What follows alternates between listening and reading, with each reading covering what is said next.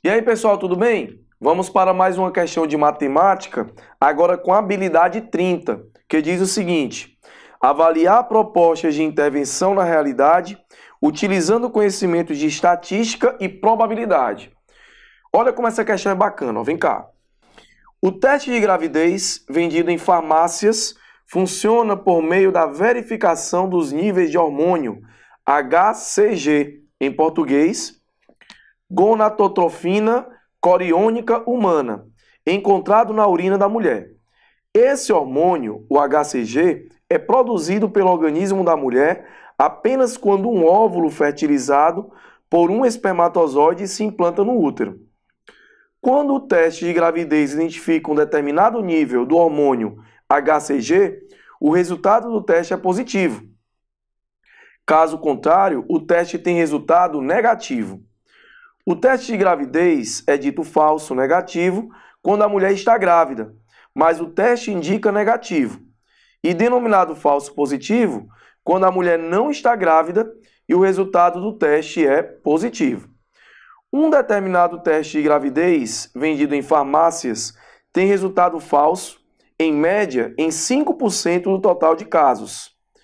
Sabe-se que o falso positivo é obtido em 2% do total de casos e que o prognóstico falso positivo independe do resultado falso negativo. Supondo que uma mulher grávida fez esse teste e sabendo que o teste mostrou um resultado falso, qual é a probabilidade de que esse resultado seja um falso negativo? Veja que é uma questão de probabilidade. E nós vamos utilizar uma tabela para resolver o seu problema, ok? Onde nós vamos ter na tabela o falso, o verdadeiro, e aqui eu vou incrementar um total, certo? Aqui nós vamos ter o positivo, o negativo, e também vamos incrementar um total, tá certo? Eu aconselho você pegar uma amostra. Para nós, a melhor amostra, em termos de quantidade, seria sempre o 100, porque isso nos leva à ideia do 100%. Então, nós vamos aqui, ó, para você entender do que estamos falando, trabalhar da seguinte forma.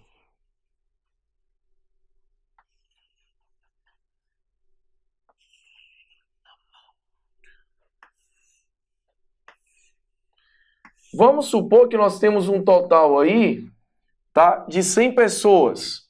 E aí nós vamos para o enunciado. O enunciado, ele nos diz o seguinte.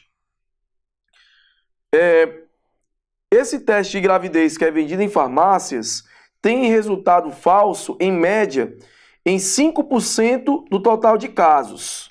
Então, o meu falso aqui, ele vai ser 5% de 100. Ou seja, a cada 100 pessoas, 5 tem um resultado falso. Simples assim, ok? Aí ele diz o seguinte ainda. Sabe-se que o falso positivo é obtido em 2% do total de casos, né? Então vamos lá. Falso, ó, positivo. Em 2% do total, não é relativo a esses 5 aqui, é do total.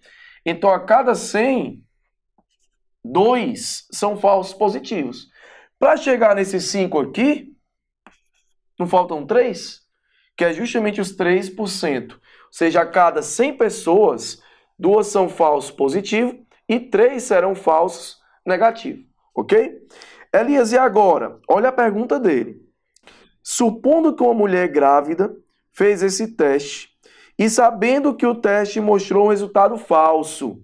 Cuidado para não pensar que você está pegando aqui, ó, o total. Isso na matemática chama-se de probabilidade condicional. Ele impôs uma condição. O teste tem que ser o quê? Falso. Então, eu tenho que levar em consideração essas 5 pessoas somente. Quando eu falo em probabilidade,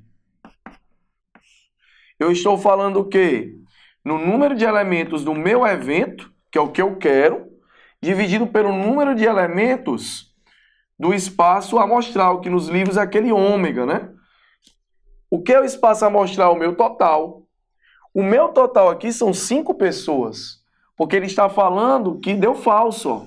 Então, se deu falso, eu tenho 5 pessoas nessa amostra, né? Então, veja, aqui embaixo é 5, porque o meu espaço amostral é o todo, ok? Porém, ele ainda continua o seguinte: qual é a probabilidade de que esse resultado seja um falso negativo? Quantos são falsos negativos? 3. Então, o meu evento, o número de elementos dele é 3. Ou seja, vai ser 3/5. Mas aí você diz, Elias, mas não tem essa opção, porque ele dá em decimal. No caso aí, é só você dividir 3 por 5. Ao dividir 3 por 5, você vai obter 0,6 como resposta. Para nós, o item correto é o item D.